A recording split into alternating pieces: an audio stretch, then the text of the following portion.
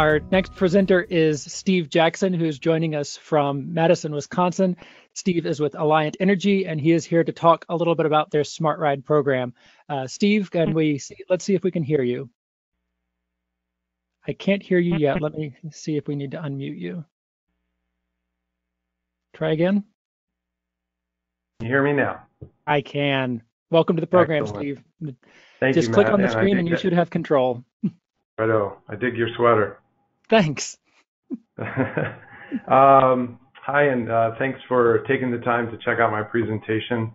And as almost all the speakers have said so far, a lot of appreciation to Ride Amigos for organizing the conference. My name is Steve Jackson. I work for Alliant Energy based in Madison, Wisconsin, where I am the manager of environmental planning and sustainability strategy. This presentation provides a glimpse into some of the challenges and influences behind our program from a business perspective. And you'll see, if you're familiar with our territory, we don't have huge air quality issues in our region or a lot of traffic congestion or parking concerns, although some of these are trending up. So we want to get ahead of that. We actually have a few other drivers, and I'd like to kind of go over that. A little bit about us. We are a mid-sized investor-owned utility. Our mission statement's over on the screen. One of our challenges with respect to our mission statement of delivering safe, efficient energy and doing that responsibly is to manage costs. So that comes into play here as we go through our rideshare program. Our service territory covers southern and central Wisconsin and eastern to central Iowa, and we have 3 large offices in kind of mid-sized cities: Madison, Cedar Rapids, and Dubuque. And generally, we have about 100 facilities across our service territory. 1 million customers, almost approaching 500,000 natural gas customers. And in our line of business, we deliver power, so think power plants, as well as manage the electrical transmission, distribution, and natural gas services. Another thing that's really important to keep in mind is the energy industry is transforming. So I want to connect with that on my presentation. We used to be, 70, 80% coal. We're down to about 35% coal, about 40% natural gas, and about 15% renewables, with a goal to be about 30% renewables by 2024. We also have a target to reduce CO2 emissions by 40% by 2030. So all this connects. We call our program the Alliant Energy Smart Ride, or AE Smart Ride, and it is a business application that employees can use to capture their business, commuting, and personal trips. And we really are focusing initially on the business side of things. It's a closed system, so because of security concerns, only Alliant employees can participate in this. But it is part of our overall compelling employee experience, which we can link to other programs, as other companies have mentioned today. Policies related to wellness, as well as work from home policy. And it's also part of our broader sustainability ethos in the environmental, social, and governance space.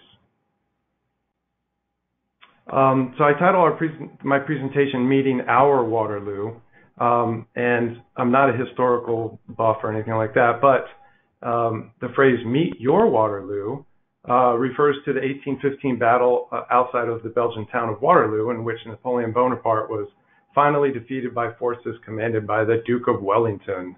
And so the term Waterloo quickly became synonymous with anything difficult to master. So for us, Alliant Energy, the difficulty kind of comes in 3 significant business challenges. One is reducing reimbursable mileage as part of managing costs to customers. Number 2, the ability to find other areas where we can reduce CO2 emissions, and specifically Scope 3 CO2 emissions. And then we have external considerations, including our customers, investors, non-government organizations, and rating and ranking groups. And we'll take a look at each one of these. It also was appropriate that we have Waterloo, Iowa, and Waterloo, Wisconsin in our service territory, so the whole connection to Waterloo. So our first challenge of decreasing reimbursable mileage, we have about 4 million reimbursable miles a year, and that's a little over $2 million per year cost to customers. So we have a goal as part of our program to reduce 1 million miles in reimbursable mileage a year. And as a result, that would have about $500,000 in savings and about 1 million pounds in CO2 emissions reduced. That's not a whole lot of CO2 compared to our other CO2 from our generation, but nonetheless, it's important to us, to address it through our Smart Ride program. So in summary, the first challenge provides value by reducing costs and provides that further commitment of our goals to reduce CO2 emissions.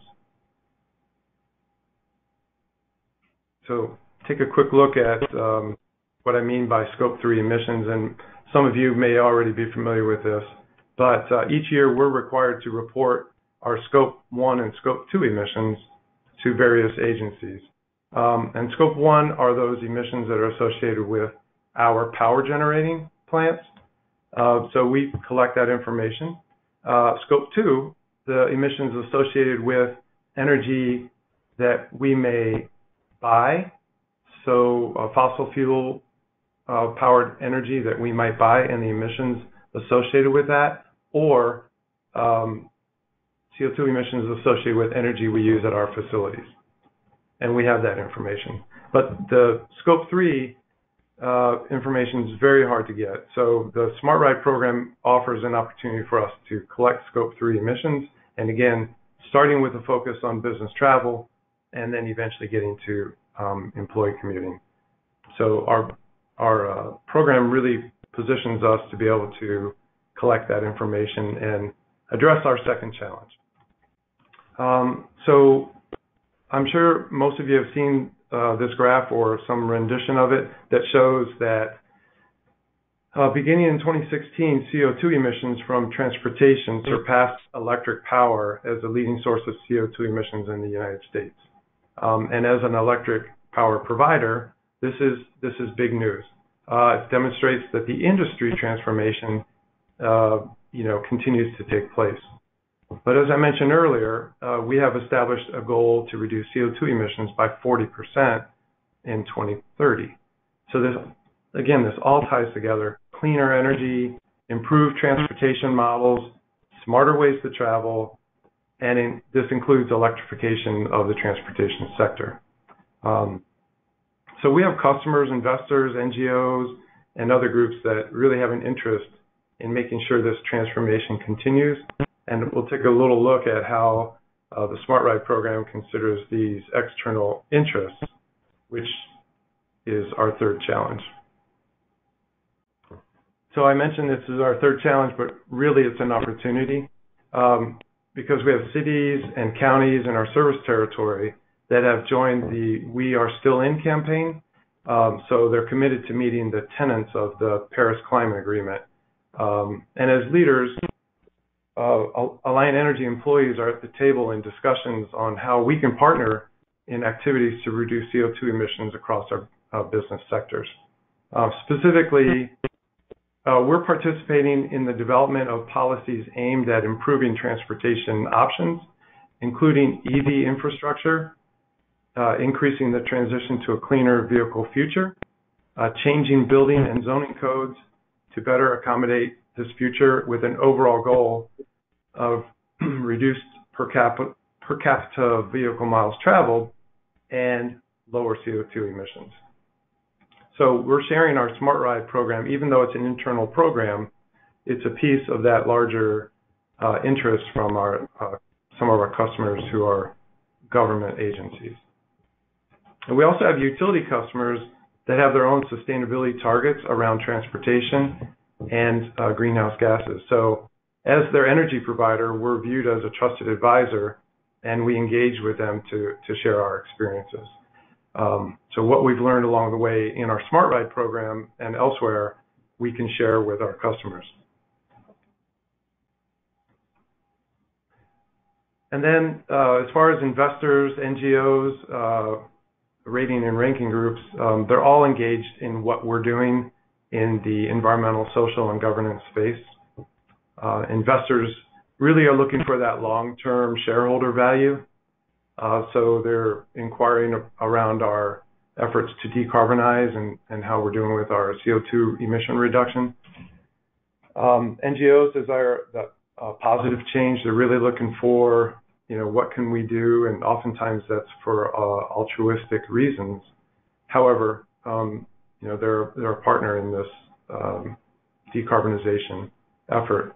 And rating and ranking groups that we interact with, they're taking publicly available information and they report out how we compare to our industry peers in order to drive change.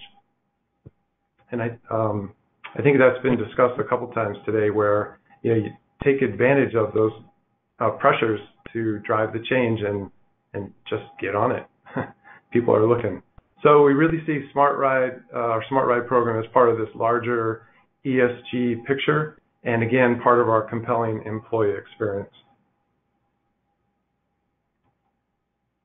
So I'll wrap up here that, we really, in summary, we view our Smart Ride program as part of the bigger picture to manage costs, show stakeholders that what we do is meaningful, and create a culture that employees value.